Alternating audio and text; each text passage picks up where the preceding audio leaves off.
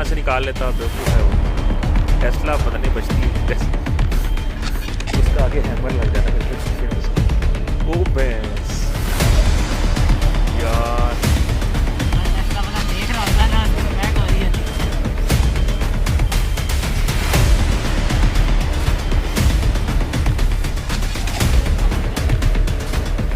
ये पहले ही इधर से निकाल लेता है, ये पहले तो मैच नहीं करता। वो देखा, आप देखा, फुल कॉन्फिडेंस के साथ स्पीड से निकाल रहा है।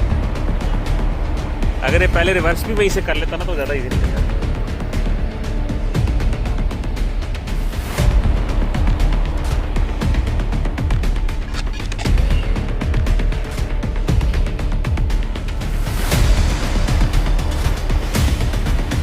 जा जा मैं आ जाऊँगा।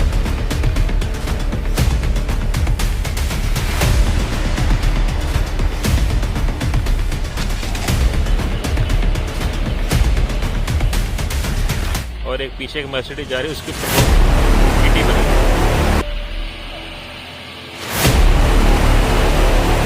ये देखो जी, साइंसदान ने जो है ना बड़ी साइंस लगाई है।